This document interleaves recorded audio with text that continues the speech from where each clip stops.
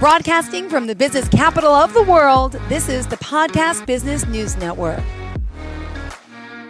We are back with Dr. Grant Venerable, our Professional of the Year. Excited to talk more about his memoirs, about his whole life career, and all the insight that he gives each and every week. It's a pleasure to have you here. And how's the weather where you are in California? Is it warm? 70s. Ah, beautiful. Lucky you. Yeah. Oh, my goodness. Well, God bless you. Yes. We're in the Arctic freeze here in the Northeast. Tell us what's new and exciting. I've been listening to various news feeds over the week. I always do to keep up on things.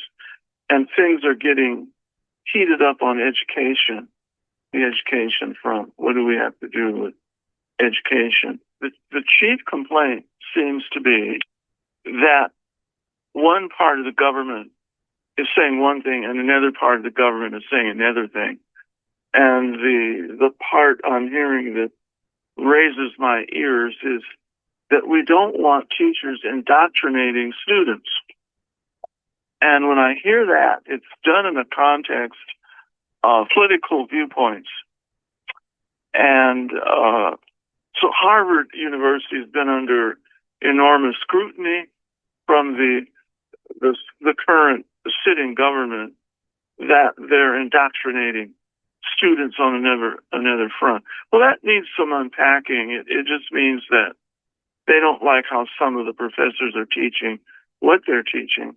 But I don't think it has to do with subject matter. I think it has to do with what attitudes are conveyed by the professors to the students. Well, the key point there is that students are free to listen to what they want. They have freedom to express their views. And if they don't have freedom to express their views, then there needs to be some changes. But in like manner, professors have the right to express their views. When I first encountered that, it was in 1971 when I was teaching high school for a year. And this very wise principal said, the only thing I really want to say is that you have the right to teach what you're teaching. And if it's your opinion about something, just make it clear to the students that this is your opinion. And the students also have the right to express their opinions about something in particular. And so that's really what got me inspired for today, was to talk about how I've handled that issue of indoctrination, which isn't really indoctrination. It's about celebrating your own doctrine, your own teaching attitudes, viewpoints. Mm-hmm. And that's what brings me to where I am today. Whenever I would start a class, especially a college class, and I first introduced myself in the classroom, and out here that was at the California Polytechnic State University in San Luis Obispo, and I would write my name on the board, and then I would write my degree abbreviations behind my name. Mm-hmm. And the first thing I would write is BS, capital B, capital S, Mm-hmm. Bachelor of Science. And then underneath that, or next to it, I put capital M, capital S, MS. And after that, I would put capital P, lowercase h, capital D for PhD. And then I would go back over it carefully and say, well, Bachelor of Science means really young person of knowing and teaching, a young person who knows something, Mm-hmm. who can teach something. The next level of degree is called the MS. But back to the original Latin, it means magister, scientiae, MS, magister, scientiae. It means magistrate or master of knowing. Mm-hmm. And that's the master's level. At the top of those in the Western world is the PhD. Yeah. And it means in Latin, philosophiae, Oh. which means wisdom. It's the Latin for wisdom, high knowledge. And then comes the letter capital D for doctor. Well, it doesn't mean medical doctor necessarily, but after the P, philosophiae, it means doctor of teaching or doctor of learning. And students would sit there with their mouth, oh, that's what that means. And I said, yes. So let us proceed with what that means. What it means is that your teacher in this classroom, Grant D. Venerable, teaches a doctrine. That's what doctors do, is teach a doctrine. And doctrine means your position, your intellectual position on knowing something. Yep. So I would explain that to the class, and people's mouths would go open. Oh, that's what that means. Oh, what the argument in politics is about is how close your doctrine matches what they call an ideology. Well, ideology can run the gamut from what I'll call the left of the spectrum to the right of the spectrum. And of course, all left and right means how did the House of Delegates in the French General Assembly sit? Well, those representing the ordinary common people who were not in general landowners or wealthy or royalty, they sat on the left. So when the discussions would occur, people sitting on the left argued for the rights of the common people. Yeah. And the people sitting on the right were arguing for the rights of the wealthy, the landowners, and the royalty. So they developed shortcuts and what I call labels, laundry labels. So they would say, oh, that person is a leftist, or that person is a rightist. And as soon as they do that, thinking stops in its tracks, and they argue over nothing. And so that's what I want to call out as I start today. Because when I put my name on the board, I'm introducing myself to people who don't know me and have never met me before. So those letters after my name, BS, Bachelor Scientiae, meaning young person of science or science of knowing, young person of knowing, and then MS and PhD.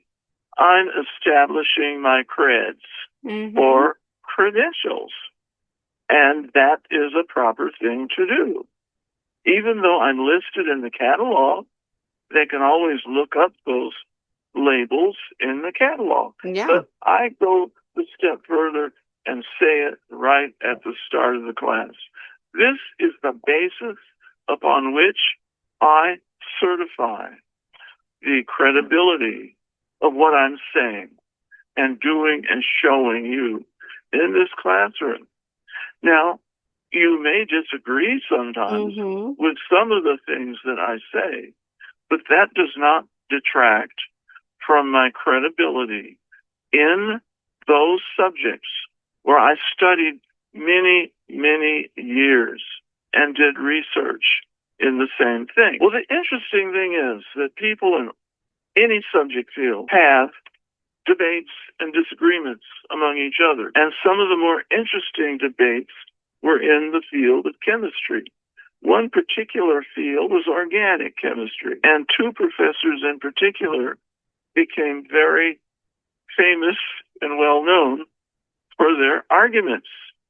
Scientific arguments, not from ideology differences, but from interpretive differences on chemical theory and theories of physics.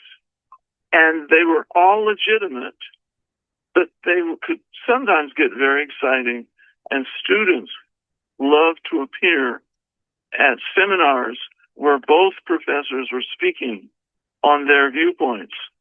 And sometimes these seminars would go on for 2 or 3 hours, sometimes even longer, because the arguments got that heated, just debating what physics says about one way of bonding in a molecule, and one theory says another way of bonding.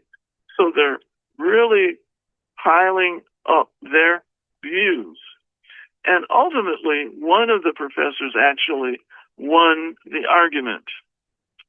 But it took a lot of research on the part of a lot of chemists from a lot of universities across the country. So once it was settled, the late night debate stopped, and the professors that were arguing could be normal friends again. Well, the beauty there, in my experience, is that I got to know both of those professors. One was at Purdue University in Indiana, and the other was at UCLA in Los Angeles. So I was a classmate of the son of the UCLA professor. And he and I got to know each other because we worked in the same laboratory for the same Nobel laureate chemist who was on the UCLA faculty. So what were the advantages of that, working for a Nobel laureate? Well, it was because he wasn't just any Nobel laureate. He was Willard Frank Libby, who had been, first of all, at the University of Chicago after he left the Manhattan Project. But he was originally a professor at University of California, Berkeley. And so he was one of the brightest nuclear chemists in the world. He always gave small group seminars to students, undergraduates who were interested, and they only had like 20 students in them. And I love to sit in his seminars because his interpretations of chemistry went much deeper than what most professors would talk about. But they were also sometimes basis of debate with other professors. But even that was fair game. It was all part of the beauty and the art of learning. And he's the one that impressed me with an argument about certain kinds of reactions that could be applied across the board, from chemistry to economics. Since economics is so vital today in political conversations and political campaigning and getting laws passed in the Congress or the state legislatures, they're very important. But I was able to glean important ways of viewing economics from my chemistry seminars with Dr. Libby. Now, that was it was very interesting to me. I was very excited to get a chemical angle on something taking place in economics. Now, here's the clincher, Jill. If I could say anything about my achievements with my degrees in chemistry, is my lifelong interest in applying the principles and laws of physics and chemistry to social problems, political problems, economic problems in society. And that is not very common. I predict it will become more common. Maybe if for no other reason that I'm doing a lot of podcasting about it now, having spent my 60 years in education in the physical sciences world. And in fact, that's what keeps my brain alive, active, and happy and content, because I like to play with ideas and notions. And the most recent ones came up yesterday. I was sitting in a program and talking to a young gentleman about how the organization that sponsored this program used what we call forms, logical forms. Mm-hmm. Now I'm prepared to talk to you in the audience that's one of the ways that can help you understand the difference between formal and informal conversation. But that gets very important at the level of science and philosophy and sociology and political science. In other words, since the beginnings of civilization, humans have adopted different ways of organizing themselves, mainly to organize their thinking about issues that they faced. Okay. And they developed principles to organize how to talk about it. And so if you stay close to those principles, we call that formal thinking. Okay. If you get more away from a less formal way of viewing, you get into other territories that are more useful if you have to break out of the formal norms to understand something that is not being understood through the formal ways. Okay. So now it gets to be a very visible kind of thing to talk about. And that visible way is, I look up in my imagination like I'm looking at a big blackboard, and I see a rectangular sheet of plastic against a black background. Yeah. And so I could take markers and I could write words on that plastic, and I could write words that spell out a law, a code, a rule. So this is rule-governed thinking, is when you refer to these forms, and you can see them as transparent plastics of different shapes, and you try to get other people to understand that you're using that particular form to do your thinking and decision making that you're talking about. So that's really talking about communication. However, if you need to go to another kind of form, that's called transformation. And of course, trans from the Latin means across. Okay. You're using a new form that's across from the old form. So the new form requires some education. And when I started college, I was getting new forms to understand mathematics and science and other subject fields. So that's all part of what we can call a language of our thinking, our linguistics of our thinking. So we could take a deep breath for a few seconds, Jill, and I think you're getting what I'm trying to say. Sure there. am. Well, thank you so much. We will take that quick commercial break right here, and when we return, we'll talk more, obviously, with our guest, and excited that you're here joining us today. Dr. Graham Venerable, how do we contact you before we take that break? VENTWO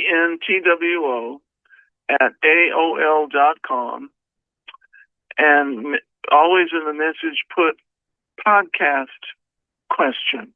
You got it. Stay tuned, everyone. We'll be right back with more. Hi, Great. I'm Dr. Ann Creekmore. I want you to know that you have the power to shine your light and be a magnificent, authentic person that you are in your mind, body, and spirit, and to have a wonderful, fulfilled life. I have written several books, but the one I'm sharing about is Love Yourself, Love Your Life. I want you to have that book so you can start healing the emotional wounds of the past and release any negative subconscious beliefs that are holding you back so you can become the whole, fulfilled, happy person you're meant to be. Please feel free to contact me.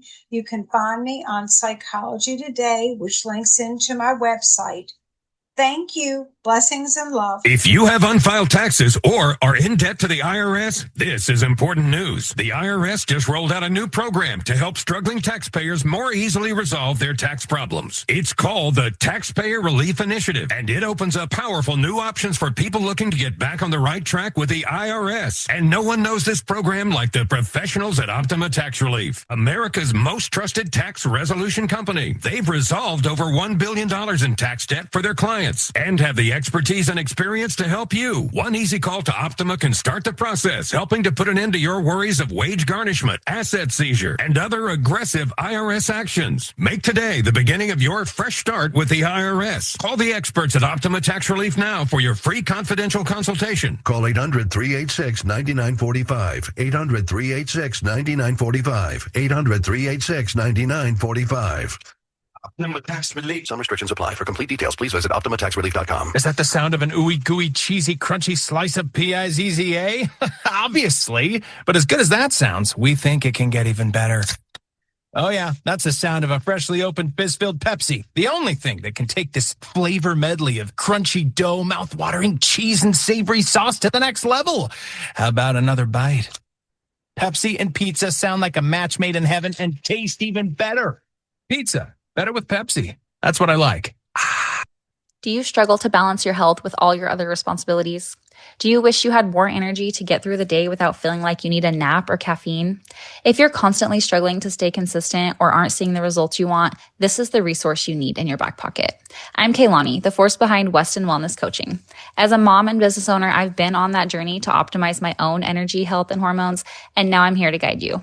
We offer tailored one-on-one coaching as well as empowering group programs and specialty testing. Let's unlock your potential and create habits that lead to a vibrant life. Connect with me on Instagram at Kaylani Weston Wellness or my website, westonwellness.com. Broadcasting from the business capital of the world, this is the Podcast Business News Network. Welcome back. Welcome back to the show. Dr. Grant Venerable joining us here. And hi. So we still have another 10 minutes in the show. Just letting you know. Unfortunately, I know you thought the show was longer today, but we're not. No, so- that's fine. All right. That'll give me a chance to focus on a point here to leave everyone with. And I want to go from talking about forms and transformation and transforming back to education and where we need to get back to, or in many cases, get to in the first place in our educational systems. There I want to talk about the recent broadcasts on public broadcasting on the way that killer whales educate their young. And Jill, I don't know if you saw that. No, I did not. Okay, I know it was on This Week Out over the weekend. Or last week. It was so powerful and beautiful when I saw what was taking place before me in the Antarctic, up in the waters in the Antarctic Circle, and how this one whale was educating its young whale how to get food in the water. And their main source of food were seals and other smaller animals, sometimes bigger animals. So in this case, it was a crab-eating seal, which gets pretty big, has pretty sharp teeth, and killer whales rarely intrude on crab-eating whales. But there were 4 or 5 adult whales, and they were surrounding an iceberg that had sitting on it a younger crab-eating whale. But the child, the whale youth, they were giving it a lesson in how to catch seals on icebergs. Well, if they're big enough, they can actually use their tails to chop the iceberg down until there's no more iceberg for the crab-eating whale to sit on. And so once that little seal gets into the water, then it's fair game for these killer whales. Mm-hmm. But it's more than that. It was a technique that the adults were teaching the youngster. And more than that, it was teaching a strategy to the youngster. Now, that's really what our human classrooms need to do. And they do it repetitively so that the young whale really gets it. And the adults kind of just float there in the water while the young whale tries it out. Yeah. And they're very patient. And eventually, when they see that the young whale is getting it, then they let the young whale take more control. And all I could think was how beautiful this was, because I could use that as an example on your show, Jill. Yes. To talk about the role of the elders. But more than that, it wasn't just any elders.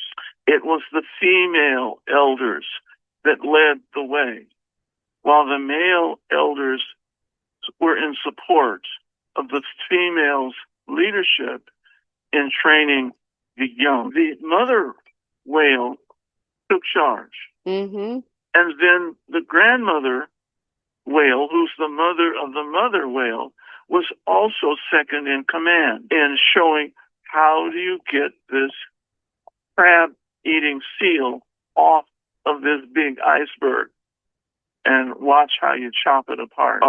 That was deeply impressive to me. I have to say I had feelings for the little seal because it was about to be a meal for these whales. But this is the way of nature, is that one species nurtures itself by consuming another species. And that's part of what we learn in life. And humans have a bit more control of their environments and can protect themselves more. But what we saw there was a combination of formal training, which involves the logic of procedures and the logic of learning techniques. And it was coexisting with another kind of strategy called playing a hunch as to how to solve the objective. Mm-hmm. And hunching is really another word for intuition. Once they get the little child whale with enough experience following the formal logic, the formal rules of how to catch food, then they leave the young whale free or freer to apply his own intuition, which is developing beside the formal techniques. Now, that sounds like a good time to really start to wrap it up. Yeah. Because it puts everything I've talked about today in that package. And I began with the word indoctrination. Mm-hmm. Those adult whales were indoctrinating the young whale, not in a political ideology, but in how to survive. Mm-hmm. And there's nothing wrong with that. It's not political. It's very essential if they want the young whale to survive. And the young whale complies as a youngster should comply. Got it. So how does that... so those adults were establishing their credentials with their young relatives. Oh, of course. So that means, now listen, kid, you listen to us, and you'll be all right. Oh, well, thank you so much. How do we reach out to you? And that the email was one, and another way is my website, which is all lowercase Grant D Venerable PhD.com, and you'll see a lot of interesting background and information, including my portrait on the big electronic 10-story bulletin board at 42nd and Broadway in Times Square, New York City. Oh, well, thank you so much. Grant, pleasure having you here, and looking forward to next week. Hopefully we'll be back up and running, okay? Okay, great. Thank you. And to all of our listeners, please stay tuned. We'll be right back after the break. Don't go anywhere.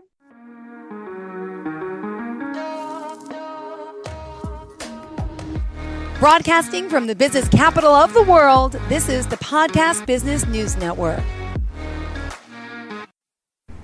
Okay, Simon, what are you wearing right now? Nothing. That's right. And what do people normally wear? Clothes. Exactly. So now Mommy's going to teach you how to dress yourself. Clothes keep us warm, they look good, and if we go out without them, the neighbors will talk. So it's important to know how to get dressed. Here's how it's done. Underwear always comes first, name tag at the back, then pants, then shirt. Get the first button in the right hole or you have to start all over. If you're wearing a tie, it goes over, round, through, and pull tight. Tuck your shirt into your pants and zip up your fly. Socks going first, then shoes right on right, left on left. With shoelaces, just take the ends, cross them over, switch the loops. The rabbit goes down the hole, pull tight, and you're left with bunny ears. I love bunnies. Good to know. Now remember, spots don't go with stripes, socks don't go with sandals, and if you've tucked in your shirt, wear a belt. Got it? Why are your pants on your head? Most parenting is hard to do in just 2 minutes. But spending just 2 minutes twice a day making sure they brush their teeth is easier and could help save them from a lifetime of tooth pain. For fun 2-minute videos to watch while brushing, visit 2min2x.org. That's 2min2x.org. A message from the Partnership for Healthy Mouths, Healthy Lives, and the Ad Council.